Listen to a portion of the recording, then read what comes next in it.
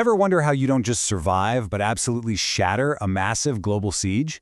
Well, today, we're diving into a really fascinating explainer of our source text, unpacking a geopolitical and spiritual framework that looks at exactly how historical trials map onto our modern world. The concepts we're exploring today offer a truly unique lens on history and the cyclical nature of human struggle. But before we look backwards, we've got to ask ourselves a pretty heavy question about the reality of our world today. Are we currently living in a global state of siege? It's a provocative question, for sure. But to really grasp the author's analysis, we need to step into this specific paradigm, a worldview where immense, compounding pressures aren't just random bad luck, but part of a highly structured, universal blockade. To wrap our heads around the author's thesis, we're going to follow a four-part roadmap. First, mapping out the modern global siege, then drawing historical parallels from the Seerah, defining the mechanics of this breaking point, and finally examining the aftermath of victory. All right, jumping right into Section 1, the Global Circle of Siege, a Modern Reality.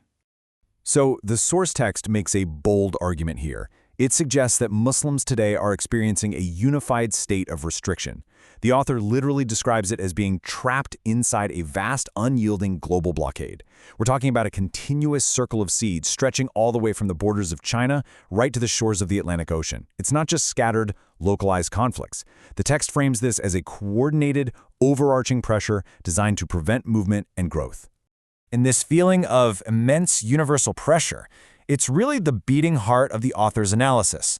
The idea here is that these isolated contemporary pressures are merging into one single global experience. It's forcing a collective realization, like a shared understanding among people across completely different geographies, that they are in fact dealing with the exact same overarching siege. Which brings us to Section 2, Parallels in the Seerah, the Historical Mirror. To make sense of what's happening today, the author insists we have to look to the past, specifically at the Seerah, the life of Prophet Muhammad. They directly map our modern global situation to a very specific historical event, the agonizing 3-year boycott of the early Muslims in the valley or Shi'b of Abi Talib. Now, obviously the scale is different, right? A continent-spanning blockade versus a barren historical valley where a community was cut off from food and trade. But the text argues that the fundamental mechanics of the pressure are exactly the same. The text breaks down how the stages of pressure back then perfectly mirrored the systemic pressures we see right now. I mean, it didn't start with total isolation, it escalated. First up was propaganda, basically what we'd call character assassination today. When that didn't break them, it shifted to economic and social boycotts, literally starving the community. And then, finally, systemic physical persecution. The author really emphasizes this step-by-step escalation to show that our modern geopolitical landscape is essentially repeating a deeply established historical cycle. Let's move to Section 3, Reaching the Breaking Point, the Catalyst for Change. How exactly does a besieged people escape this kind of crushing pressure when literally every economic, social, and physical lever is pulled against you? What actually snaps the cycle? The author calls this the breaking point, or Naqta al-inksar in Arabic. And here's where the text makes a massive pivot. It argues that the exact moment the siege shatters is not driven by matching the opponent in numbers or weapons. Instead, the breaking point is entirely a spiritual and psychological threshold. It's triggered by the compounding power of unyielding faith and patience. According to the source, you can't just skip to the end. This builds step by step. Step 1 is deepening faith, or Iman, which has to solidify as the pressure gets worse. Then, step 2 is unwavering patience, sabr. The author notes this patience has to increase in direct proportion to how severe the siege is. And when those two internal conditions are locked in, it triggers step 3, divine permission. The text is very explicit here. Breaking the siege happens entirely by divine will, but only after that threshold of patience and faith has been crossed. So, the core spiritual premise of the text is that the ultimate force in any struggle is belief. It's not material superiority. The author makes it crystal clear that history is packed with examples where besieged people didn't invent some crazy new weapon to break out. Instead, their unyielding spiritual endurance simply hit a tipping point, and the universe, by divine decree, shifted in their favor. All right, that brings us to Section 4, the aftermath of victory, from defense to offense.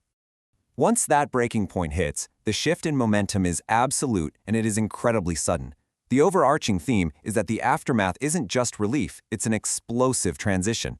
To anchor this, the author highlights a profound statement from the Prophet Muhammad right after the Battle of Ahzab. Now, Ahzab was arguably the most terrifying siege the early Muslims faced in Medina. Imagine the scene: weeks of freezing cold, absolute starvation, the looming threat of total wipeout. Then, suddenly, the siege broke. Right then, the Prophet announced, "Now we will attack them, and they will not attack us. We will march to them." The author uses this exact quote to mark the hinge in history where the defensive posture just permanently ended. The paradigm completely flipped.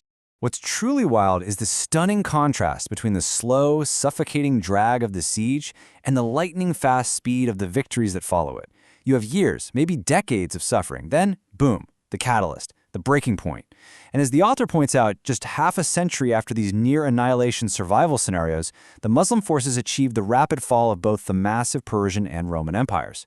The text basically argues that the extreme compression of the siege is the exact fuel for that explosive, unprecedented expansion afterward. To further prove that material numbers really don't dictate this massive aftermath, the text points to a staggering historical event, the Battle of Mu'tah. I mean, look at this absolutely absurd ratio. You have 3,000 Muslim troops facing off against an opposing force of 200,000. Yet the source highlights this specific battle to show that once a society hits that breaking point of faith, massive numerical disparities are just entirely overcome by the undeniable momentum of belief. So, what should you take away from all this? It's really about how the author views the fundamental rhythm of human events.